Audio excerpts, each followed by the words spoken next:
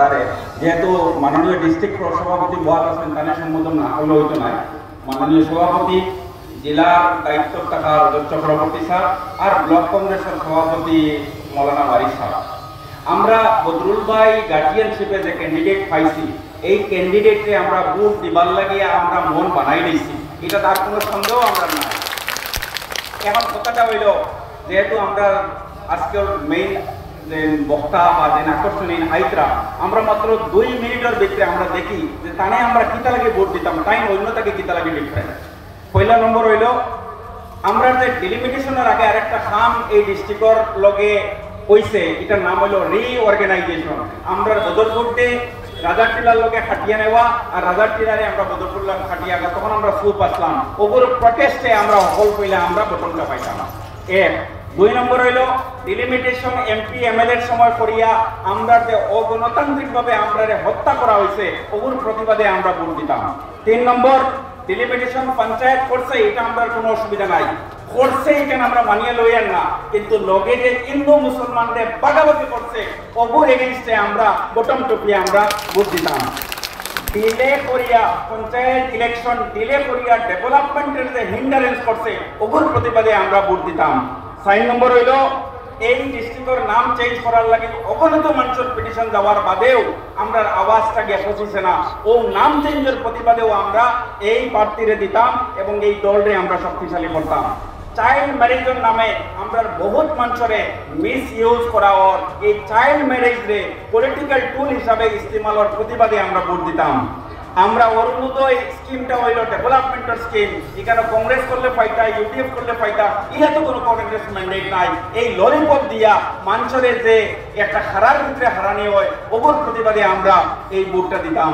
আর last হইল গিয়া যেহেতু গ্রাম্য স্বরাজের কথা কোয়া হয় পঞ্চায়েত বেসিক্যালি টিআরআই ইনস্টিটিউশনের মেইন হইল গিয়া গ্রাম্য বিকাশ।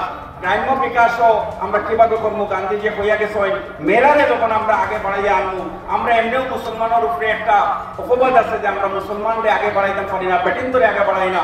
এখন যখন একজন উপযুক্ত বেটি পাইলাম যার গার্জিয়ানশিপ একজন মানুষ পাইলাম বদরুল ভাইয়ের মতো সংগ্রামী নেতা পাইলাম এর মধ্যে আর আমরা বৈষয় করার প্রয়োজন কিতাম বিনা চিন্তায় আমরা এভাবে আগ বাড়াইয়া দিতাম।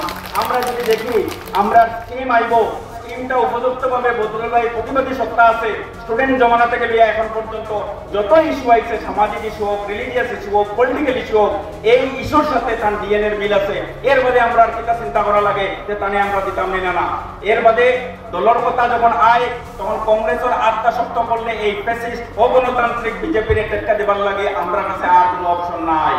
আমরা এখানে কইয়ার আমরা বেরোফিট লাগিয়ে গেছে আর পেটো বিল লাগিয়ে গেছে নো আমরা কইয়ার আমরা প্রোটেস্টের একমাত্র জড়িয়া হইল গিয়া যেহেতু সব মানুষ এটা কইতরা যে আজকে যদি আমরা কংগ্রেসকে ভোট দেই সেমিফাইনালও আমরা গিয়ে জিতি তারপরে তো আমরা ফাইনালে জিতাম পারবো।